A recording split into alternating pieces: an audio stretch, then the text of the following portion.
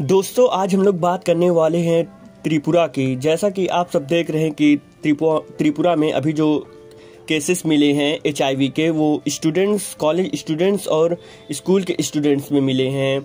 तो ये सिचुएशन काफ़ी हॉरंडस है, क्योंकि बताया जा रहा है कि ये केसेस में जो 47 बच्चों की जानें चली गई है, वो अपनी जान को खो दिए हैं। तो इससे पहले अगर हम लोग जाने कि ये वायरस कैसे फैला, कि क्या था स्थिति, कारण क्या थे, ये सब के बारे में हम लोग बाद में बात करेंगे।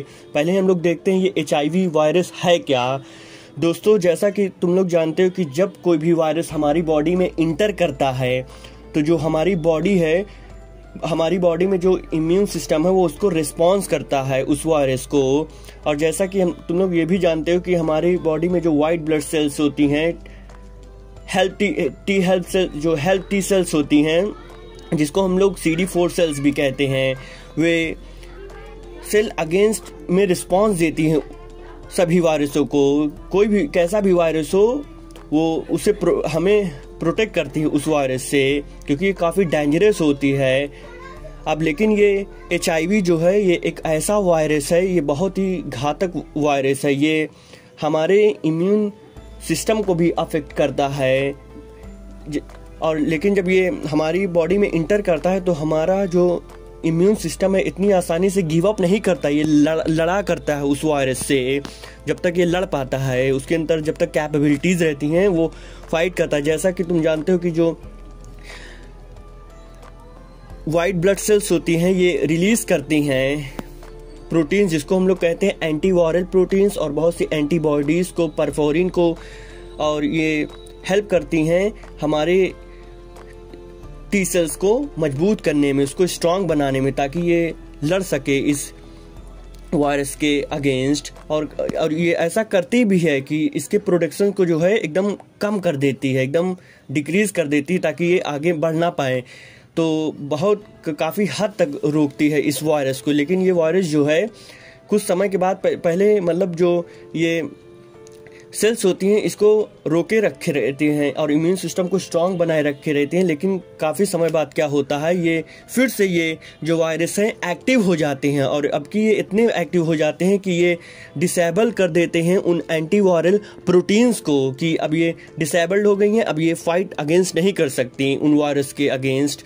तो और हमारी बॉडी इससे वीक हो जाती है, और इससे एक बीमारी भी होती है जिसको हम लोग कहते हैं, ये कॉज करती है उस बीमारी को जो बहुत ही डेंजरस, जिसको हम लोग कहते हैं एड्स, एक्वायर्ड इम्यूनोडिफिशियंसी सिंड्रोम। ये बहुत ही डेंजरस है भाई। इसमें अगर प्रॉपर स्टेप नहीं लिया गया, हमारी इसमें जान भी जा सकती है। और ये भी बताया जाता है इससे जो सफ़र करता है कि इससे हमें अपनी जान भी हमारी जा सकती है। अल्टीमेटली ये हमारी इवेंचुअली ये लीड करता है डेथ को। तो काफ़ी डेंजरस है ये, और इसके लिए भी कोई क्योर भी नहीं है। बस क्या है, हम लोग एक ड्रग्स आती है जिसको हम लोग कहते हैं एंटी रेट्रोवायरल ड्रग्स या एंटी रेट्रोवायरल थेरेपी। इससे हम लोग काफ़ी हद तक इसको रोक सकते हैं, क्योंकि ये ड्रग्स है या थेरेपी है, या स्ट्रॉन्ग करती है हमारे इम्यून सिस्टम को, और फिर से एक्टिव कर देती है हमारी जो वाइट ब्लड सेल्स होती हैं, हेल्प टी सेल्स होती हैं, और CD4 सेल्स, उसी को कहते हैं। ये फिर से एक्टिव कर देती है, और फिर से हमारा जो इम्यून सिस्टम है स्ट्रांग हो जाता है, और इसके फाइट अगेंस्ट करता है, ताकि फिर से इसको रोक सके। तो ये भी बताया जाता है कि जितना हमारा इम्यून सिस्टम, या ऑफ कोर्स तुम कह सकते हो कि जितना हमारा इम्यून सिस्टम मजबूत रहेगा, हमको कोई भी वायरस अटैक नहीं कर पाएगा। लेकिन जब इम्यून सिस्टम ही वीक हो जाता है तो प्रॉब्लम्स आने लगती हैं। अब ये भी हो सकता है कि ये कैसे स्प्रेड होता है। तो दोस्तों ये बहुत ही तरीक़ों से स्प्रेड होता है, जैसे कि हम लोग ब्लड के माध्यम से हो सकता है, सीमेन के माध्यम से हो सकता है, और भी फ्लूइड्स, बॉडी फ्लूइड्स होते हैं, उनकी वजह से हो सकता है, और ब्रेस्ट फीडिंग की वजह से भी हो सकता है।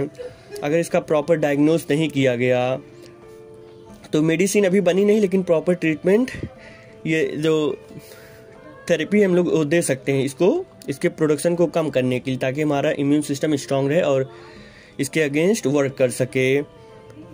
तो और भी इसमें अगर देखोगे तो इसको अगर हम लोग प्रॉपर स्टेप नहीं लेते हैं तो ये बढ़ने का इसका काफ़ी चांस हो सकता है, और ये काफ़ी इसको हल्के में नहीं लिया जा सकता। बहुत ही डेंजरस सिचुएशन है, किसी की जान की बात हो रही, क्योंकि इसमें जो हमारी लाइफ है आसानी से जा सकती है। और अब बात करते हैं कि ये जो केसेस हम लोग देख रहे हैं त्रिपुरा में, इसके कॉजेज़ क्या हो सकते हैं। तो कॉजेज़ दोस्तों, कॉजेज़ अभी तक जो रिपोर्ट के माध्यम से हमें पता चला है उसमें बस यही बताया गया है कि जो नीडल शेयरिंग थी, वो कि बच्चे जो हैं ड्रग्स ले रहे थे, जो ड्रग्स अब्यूज़ के शिकार थे वो लोग कैसे एक नीडल अपने को इंजेक्ट किया, फिर उसी दूसरे के साथ इंजेक्ट कर लिया, तो ये पूरा 100% चांस हो सकता है कि ये स्प्रेड हो जाएगा, कि मतलब ये दूसरे बच्चों में भी चला रहा है, क्योंकि सेम नीडल का हम लोग यूज़ कर रहे हैं। और भी जो है, जैसे कि उसको हम लोग क्लीन भी नहीं करते हैं, क्लीन करें नहीं, ब्लीच करें नहीं, जो इक्विपमेंट्स होता है, इंजेक्शन इक्विपमेंट, मतलब जो इंजेक्शन लगाया जाता है, और जो इक्विपमेंट्स होते हैं ड्रग्स इंजेक्ट इक्विपमेंट्स, उसको हम लोग क्लीन नहीं करते, ब्लीच मतलब उसको अच्छे से क्लीन नहीं करेंगे तो 100% चांस है कि वो हो जाएगा। तो हमें पहले देख लें, इंश्योर कर लेना चाहिए कि एकदम क्लीन कर लें हम इसको।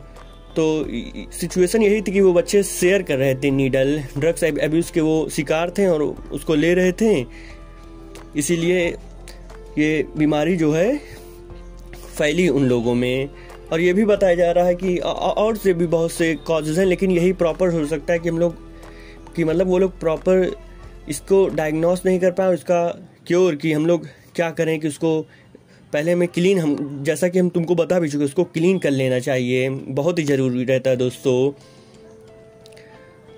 क्योंकि मामला ये है, बहुत लोगों की जान का है, इसको हम लोग हल्के में नहीं ले सकते हैं, इसको हमें देखना पड़ेगा कि कैसे हम लोग इसको स्टॉप कर सकें।